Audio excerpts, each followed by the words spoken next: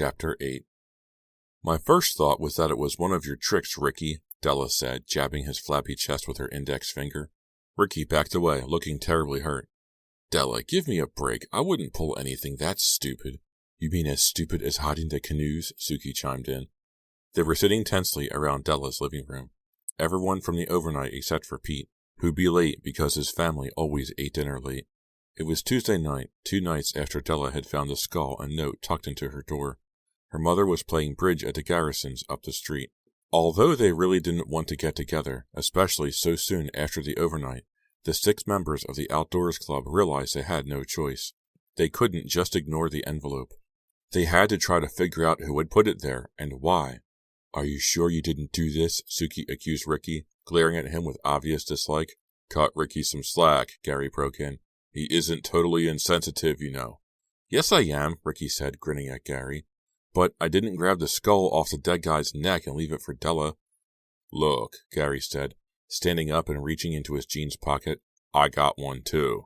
He pulled out an identical silver skull. Gary, how? Where do you get it? Della asked. I went out for the mail after school yesterday afternoon, and it was in the mailbox, Gary said. Suki grabbed the skull out of his hand to examine it. Was there a note, too? Della asked. No note. This is weird, Ricky said. He's very deep, isn't he? Suki cracked. Lay off, Suki, Ricky cried heatedly. Make me, Suki muttered. She handed the skull back to Gary. Please, we've got to cool it, Gary said, looking at Suki. We can't start going at each other's throats. We've got a real problem here. Whoever dropped off these skulls knows where we live. The room grew silent. Della shuddered, thinking about someone standing on her front porch, opening the screen door and tucking in the envelope. Someone standing right outside her front door. Someone who saw them that night in the ravine. Someone who watched them cover the man's body with leaves. And then this someone, this witness to their crime, did what? Uncover the body? Pull the silver skulls off the chain? Deliver them to Della and Gary? For what reason? Did anybody else get anything? Ricky asked. I didn't. I didn't either, Suki said. Maya shook her head no, sitting in an overstuffed armchair in a corner, with her legs tucked tightly beneath her, and a frown frozen on her face. She hadn't said a word the entire time. Where's Pete? Suki asked. He'll be here soon, Della said, but he told me this afternoon he didn't get anything. Why just us two? Gary wondered. He got up from where he was sitting beside Suki on a leather couch and walked to the living room window. Why just us two? He stopped suddenly and turned around. Hey, I just thought of something. I lost my wallet. Did anybody else lose a wallet? I did, Della answered, raising her hand as if she were in school. No one else said anything. It was in my backpack, I'm sure of it, Della said, walking over to Gary at the window. Mine too, he said. Maybe that explains how the guy got our addresses. Della suddenly remembered the noises she heard from the tent late at night, the footsteps she'd followed. Maybe they weren't caused by a raccoon after all. Maybe someone had been there, just a few feet from where she had slept. Maybe this someone had gone through the backpacks and stolen the 2 wallets.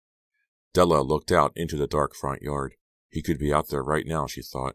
She walked quickly to the side of the window and pulled the curtains shut. We've got to go to the police, Gary said suddenly. No, Maya cried, her first word of the night. You can't. We can't. But, Maya, Gary started. We've all got too much to lose. Our parents will never trust us again, Maya shouted, tensely gripping the side of the armchair. Everyone in town will know that. But this guy knows where we live, Gary shouted back at her. He tossed the silver skull high in the air. It hit the ceiling and dropped to the beige carpet at Maya's feet. Gary, cool your jets, Suki said. She patted the couch cushion beside her. Come back and sit down. Let's all try to think about this calmly, okay? Gary shook his head. I'm calm, he insisted. But he came back and sat down next to Suki, leaning forward on the couch, putting his hands between his knees and loudly cracking his knuckles. Yeah, you're real calm, okay? Suki said. So, what do you think this guy with the skulls wants anyway? I don't know, Gary said, cracking the knuckles of his other hand. To frighten us, I guess, Della said. But not to turn us in, Suki added. If he was going to turn us into the police, he would have done it already, right? Probably, Gary admitted. If he was going to report the body, he would have reported it, Suki continued. But that's not what he wants. He just wants to make us squirm, to frighten us. Why? Gary shrugged. Just for kicks, right? Maybe. Well, what if we don't scare so easily, Suki suggested. What if he doesn't frighten us, and we don't go running to the police? What if we just ignore his stupid skulls? He'll probably just go away. She's right, Maya cried, perhaps the first time she had ever agreed with Suki. But you're forgetting a few important things, Della interrupted, standing behind the couch. For one thing, maybe he wants to do more than scare us. Maybe he wants to blackmail us or something. If he really saw what we did, if he really was there in the ravine watching us, he could hold it over us. He could blackmail us. Blackmail our parents. Yes, but, Suki started. Let me finish, Della insisted, hitting the arm of the couch with her open hand. Even more important, look what this guy did. He stood by and spied on us. Then he unburied the corpse. Then he robbed it. He stole the dead man's necklace. This guy's a creep, some kind of weirdo. He could do anything. We could all be in danger. But if he really wanted to hurt us, to do something awful, he already had his chance, Suki argued. But all he's doing is leaving little skulls around. I don't think that's enough too. She was interrupted by a loud knock on the front door. That must be Pete, Della said, hurrying across the room. Hi, she said, pulling open the door. But no one was there. Hey! Surprised, she opened the screen door and stepped out. She didn't see anyone. She came back inside, pushing the door closed and locking it. Am I hearing things? She asked. You all heard a knock, didn't you? Maybe it's him. Maybe he's come back, Maya said, looking very frightened. Are all the doors locked? I think so, Della said. I'll go check. She ran to the kitchen to make sure the back door was locked. It was. Then she checked the sliding glass doors in the den. They weren't locked. She struggled to pull down the lock. This door was always difficult, but she managed it. She looked out through the glass into the dark backyard. A pale sliver of a moon was just climbing over the red garage roof. She pressed her forehead against the cool glass. What was that shadow moving across the lawn? Had she imagined it? No. She pulled back from the window and pressed herself against the wall. Carefully, she moved her head forward just enough so that she could see out. It was just a cat. She took a deep breath and let it out slowly. Her heart was pounding. Her hands suddenly felt ice cold. That was stupid, she thought, frightening myself over a cat. She realized the others must be wondering where she was all this time. Checking the back door lock one more time just to be sure, she headed down the hall. She was nearly to the living room when she heard the loud knocking on the front door again. Chapter 9. Who's there? Della called. No reply. Gary joined her in the hallway. Who is it? He shouted. Silence on the other side of the door. Impulsively, Gary turned the lock and started to pull the knob. No, Gary, don't! Della cried. But she was too late. He had already pulled open the door. There was no one on the front porch. Gary pushed open the screen door and stepped outside. Down on the street, a car with only one headlight squealed around the corner and sped past, going much faster than the 35-mile-per-hour speed limit. As it passed under a streetlight, Della could see that it was packed with teenagers. That's what we should be doing, she thought wistfully, out cruising around, having a good time. Gary, please. Come back in, Della called, watching him through the screen door as he explored the front yard. No one out here, he said, sounding relieved. He stepped back onto the porch. The ground is soft, but I don't see any footprints. He scratched his head of wavy blonde hair. Maybe it's a ghost, Della joked. Someone's playing a little joke, Gary said, re-entering the house and walking past her in the hallway. An unfunny joke. Della closed the door and carefully locked it. They walked back into the living room. Ricky, Maya, and Suki were standing tensely by the window. Is he out there? Maya asked. Gary shrugged. I didn't see anyone. But who's knocking? Maya demanded, clenching her hands into tight fists at her sides. The ghost of Christmas past? Della said. No one laughed. Maybe we should go to the cops, Suki said, looking worried for the first time. She was wearing an oversized turquoise sweater that came down nearly to her knees. She wrapped her arms around herself, nearly disappearing into the voluminous sweater. No, Maya insisted. We still have no reason to. It may be some neighborhood kid playing a stupid prank on us. I used to play this joke, Ricky admitted, smiling. Big surprise, Suki said sarcastically. I used to think it was pretty funny, Ricky said. He walked over to the couch and stretched out, laying his head on the soft arm cushion. Now I'm not so sure. We're sitting ducks here, Della said glumly. Look, let's not go over the edge, Gary told her. The guy's just playing a joke. If he wanted to get in or do something really terrible, He had 2 chances when the door was open. He just wants to make us squirm." "We're squirming," Ricky said. "We're squirming." "Let's be ready for him the next time he knocks," Gary said. "What are you talking about, Gary?" Della asked wearily. Gary was a great guy, and everyone liked him. But one reason why people liked him so much was that he wasn't perfect. Sometimes he did crazy, foolhardy things that kids would talk about for weeks afterward. Della knew Gary really well. She had gone out with him for a long time after all, and she knew the look on Gary's face. It was a look she wasn't happy to see. It was his daring look. It was his fixed expression of daring anyone to stop what he was about to do next. "Come on, Gary, what are you thinking?" Della demanded, following him across the living room. "Nothing much. Don't look at me like that, Della. I'm not going to do anything crazy. I just want to get a look at this joker." "Let's just go home," Maya said, joining them in the hallway. Ricky and Suki nervously followed her. "But the party's just starting," Ricky explained, and then laughed as if he'd made a hilarious joke. "Come on, Maya, we've got to wait for Pete," Della said. "And besides, we haven't settled anything," Suki added. "We haven't decided what to do about the skulls and the note." "Do? What can we do?" Maya whined. "One thing we can do is not sit around this house and let that creep terrorize us." Gary had disappeared up the stairs. Now he returned, carrying Della's Polaroid camera in his hands. "How about a group portrait?" he asked, smiling. "That's the only way you'll ever get this group to smile," Ricky cracked. "Here's another way you can get me to smile, sure. Leave," Suki scowled. "Knock it off, Suki," Gary warned. "Stop picking on Ricky." "Ricky's picking on me by existing," Suki muttered. "Remind me to laugh at that one later," Ricky said, rolling his eyes. "Come on, you two," Della pleaded. "I'm going. Really, I have to go home," Maya said, pushing past them to the door.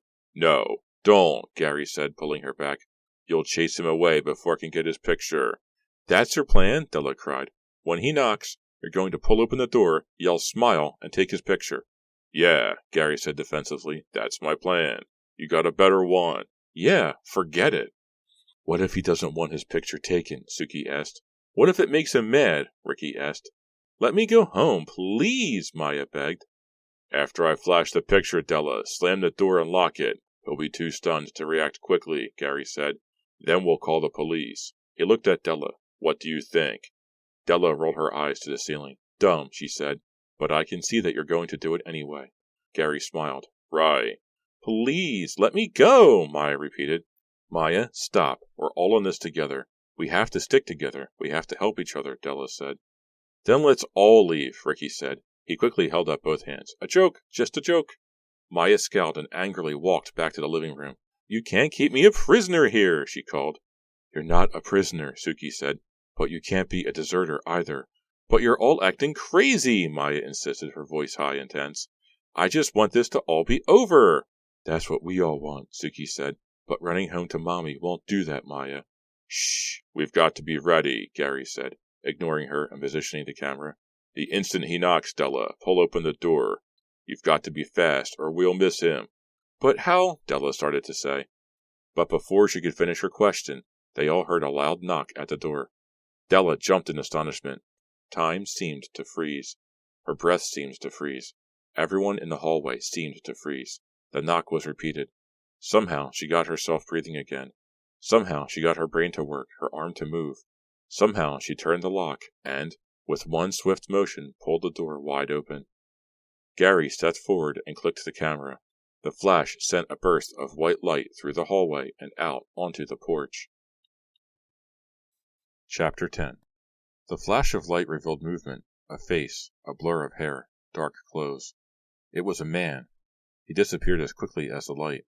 He leaped off the side of the porch. Della heard him hit the bushes and keep moving.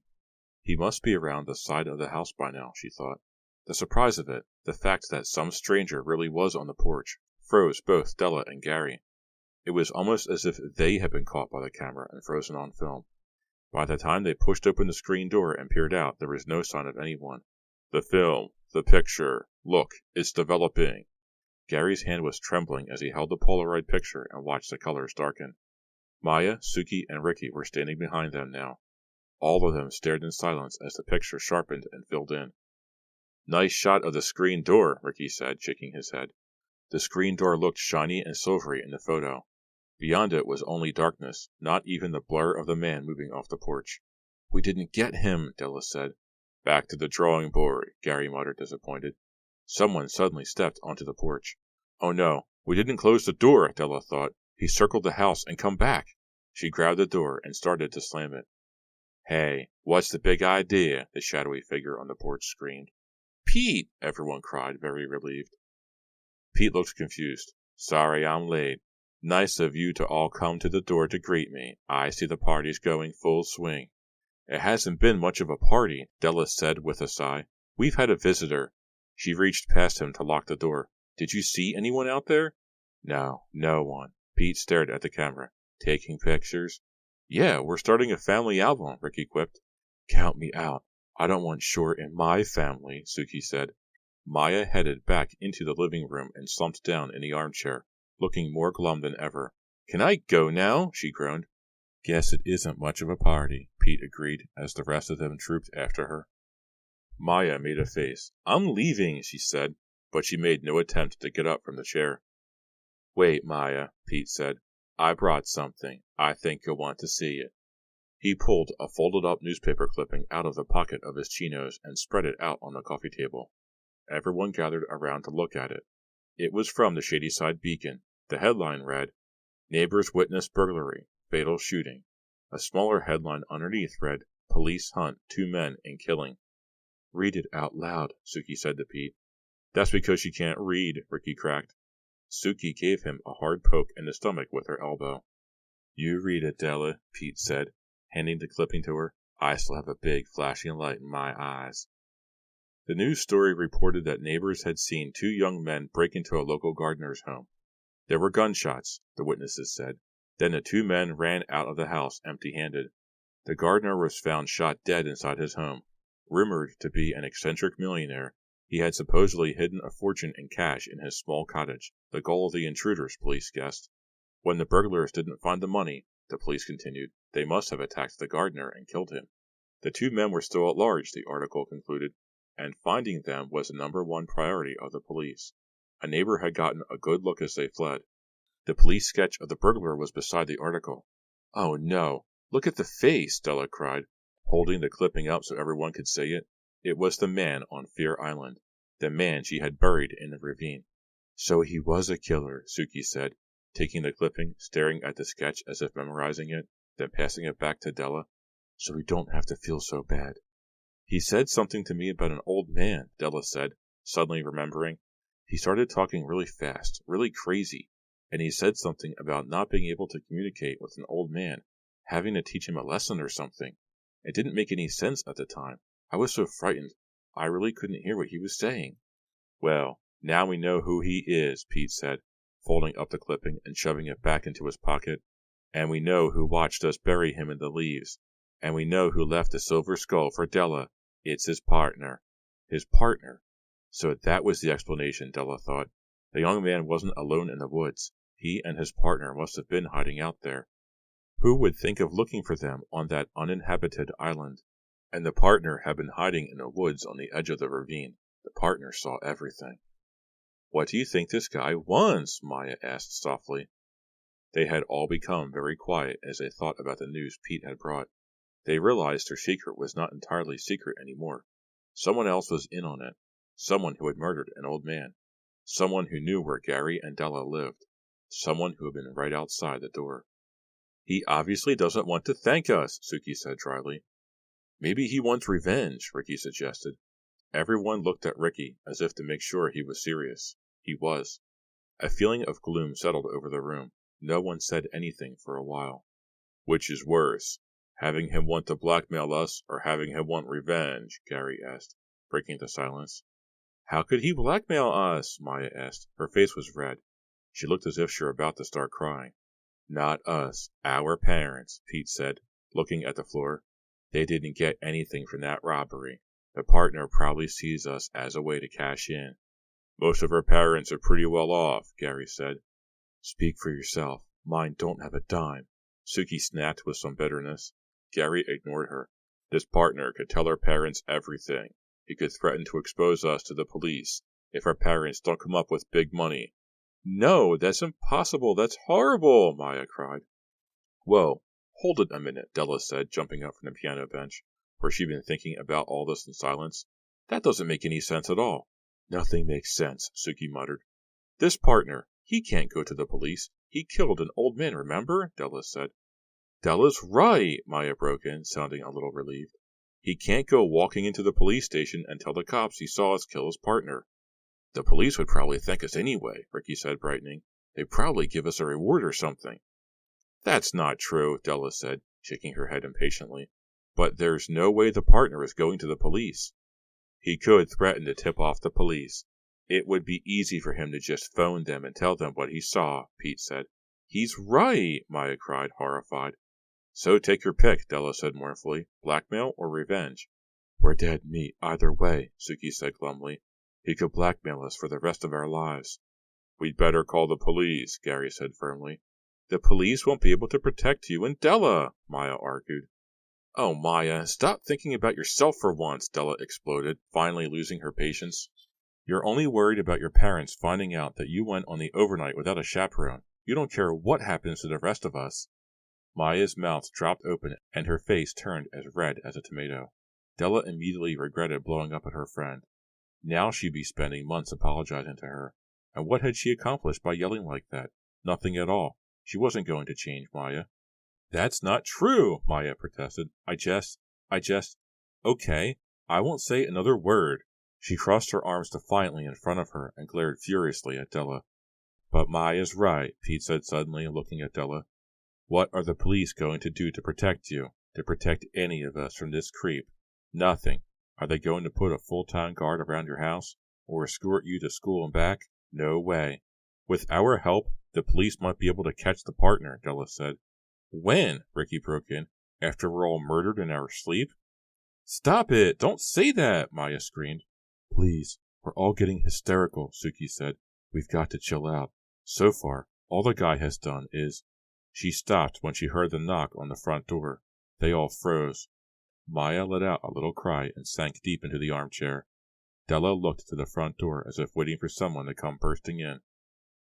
I left the camera on the stairway, Gary said in a loud whisper.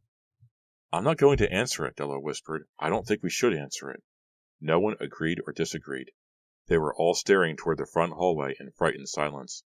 Another knock, this time longer and louder. Why is he doing this? Maya cried. Come on, let's answer it, Gary said, moving toward the door. There won't be anyone there anyway. No, Gary, Della started, but he had made up his mind. He jogged to the front entrance, hesitated for a second, then put his face close to the door and yelled, Who is it? There was a brief silence, and then a man on the other side of the door said, We're back.